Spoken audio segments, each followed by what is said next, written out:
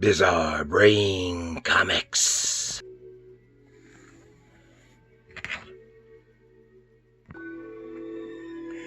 Hello, my comic book friends, and welcome to Bizarre Brain Comics. I'm Gary, your host.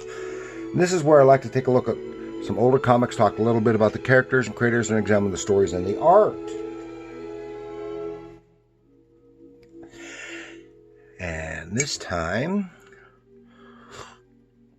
I want to take a look at this issue number 2 of Kickers Inc. Kickers Incorporated from Marvel Comics 1986, part of their new universe. But before we get into that, I wanted to give a plug to another YouTube channel that I like. It's called In the Library of Graphic Literature. I know that's a heck of a handle. In the Library of Graphic Literature. And it is by Canadian cartoonist Wallace Ryan and Luna. And I think, if I remember correctly, Luna is his daughter. And she's always doing something in costume. And it's very interesting. All various comics oriented. Okay? And then do a little business. My book, Bizarre Brain Comics Anthology, available on Amazon. Some adventure, humor, and gags. And I'm currently working on my second issue, another book, and I've finished my cover design. So keep an eye out for that. Hopefully later in December.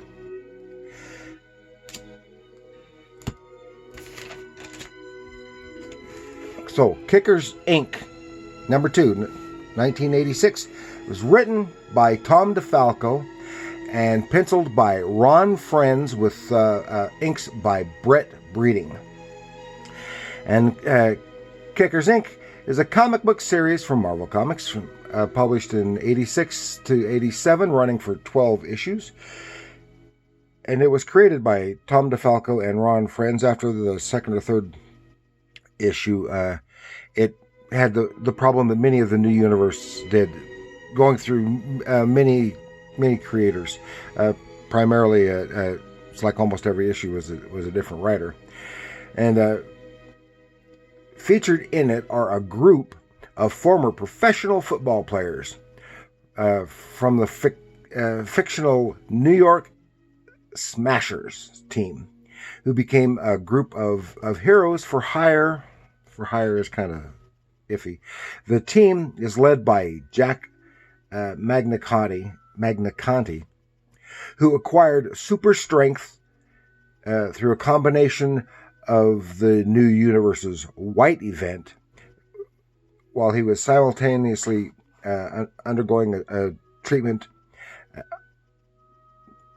with an enhancement machine developed by his brother, which gave him super strength. It's supposed to just like make him try to make him a little stronger, and it gave him super strength through the White event, because it didn't work for anybody else.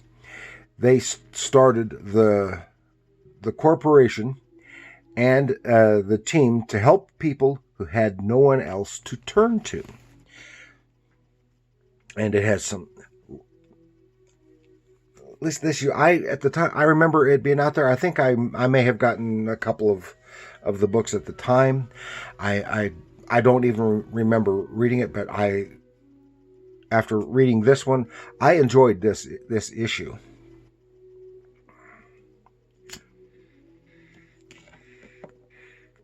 I think it was well written and exceptionally well drawn by Ron Frenz, and backed up with Brett Breeding's fine inks. And I think it was I think Marie Severin did the colors here. Let's see. Yeah, Marie Severin, she did the coloring. And of course this cover is by Ron Frenz. It's very dramatic, dynamic, and gives you just a little hint of what is to come. So, On the inside, splash page, nothing, just a hint. The robot in my rose garden. And the story starts with the Johnny Carson show. Yeah, the Tonight Show still had Johnny Carson, and they is featuring the newly created group of Smashers Inc. Has their leader Magna Conti, Mr. Magnificent, and all use nicknames. Suicide and Jack's wife Darlene. She just gets called Doll and hates it. There's Brick Wall and Dasher. And so they're talking on the Johnny Carson show. Then we switch to Queens, where an old lady is watching the Tonight Show, and she hears something. She hears something, looks out the window. Oh, and I dropped the whole bloody thing. And she's looking out the window. Well, she's listening to it, and she sees, this thing, it's back again. So then we switch to the next day, and this guy, one of the team members, is driving in his fancy sports car. Remember, these are bigwig pro football players, and they've got money, and they've just started this Kickers Incorporated. So then they've got a building and facility and all this other stuff. And this guy, I think is this Dasher or Suicide? I can't. Gets there, comes in. They have the office space, the bullpen, people taking calls and stuff. And he's looking around, and one of the Brick is involved with the lawyers, because I guess he's got a law degree, and they're all other places talking. He's just walking around, and I think I'll go to the gym, work out. And there he sees Magna Conti. He's working out, and he's trying out his new workout stuff, equipment, a special dumbbell built specifically for him because he's so strong, and that just kind of puts the kibosh on him, his wanting to work out. Then he sees, we're receiving a call. He sees a light flashing, and they go check it out. They've got the uniforms made. One of their, I think Dasher, made their uniforms, designed the uniforms, and he keeps griping that no one's wearing the uniforms when they're going out in the field. Check out this lady. It's kind of lame. It sounds kind of lame. Somebody in her rose garden, but they go out there and check it out and see the treads and the smashed fence. And she says that's a monster. It's some kind of big robot. And the guys think, well, she's kind of loony. One of them's looking around, and he sees this, what looks like a gang symbol patch has fallen off someone's jacket or whatever. So he and his buddy, they go to go check it out. See, Ron Friends is really some great, the details here, the great backgrounds. You can see, especially like here, you see the great backgrounds, the perspective, and the way the car's looking. That's a great looking car, the way he drew that. And so they go looking around, and he's strongly influenced, I think, by a combination of Jack Kirby and John Buscema. And you can kind of see some of that influence in his work, but it's all his own style, and he does a really good job. And I like I think it was his later work I think it was in the 90s, could have been early 2000s, but I think it was in the 90s when he had a long run on Thor, and I really liked his work there. And this is just hints forward to that. So talk with the cops about the case and said, no, it's nothing. We've got too many other cases to worry about. So yeah, which is probably true. And then so the other guys are walking around the neighborhood asking questions about, because that patch looks like it's some kind of gang thing, and asking about the fist. And then people just clam up when they show that. And these guys they're seeing that they're asking questions. And then they run into a gang, an actual street gang, and they're called Skull Smashers, or Broken Skulls. That's it. And they're trying to intimidate these guys, which don't work. But then they say, "Okay, you want to see something? Just buzz off." Meanwhile, the guys who were listening in goes to this condemned building where there's some other, and we're dealing with some international terrorists here, as well as street gang there. And they're saying, the Bashers are Broken Skulls have been talking with these guys. So then they go out, and here we see, oh, in the Broken Skulls hangout, smash, they're busted in, and we don't see what actually happens. So the guys are eating at the cafeteria at the Kickers building, and talking about this case, and then they get word from one of these guys, one of the gang members, and they go check it out, and the place was all smashed up, and say, okay, you want some info about this? Follow me. And they go down into the sewer, and it takes Magna Conti up into the that condemned building. Have the others hanging back for a little bit, and said, if we don't come back in a little bit, call the cops. So they're looking, and they see all these guns and weapons, and then they're caught. Meanwhile, guys are not happy about having to hang around. So they're captured,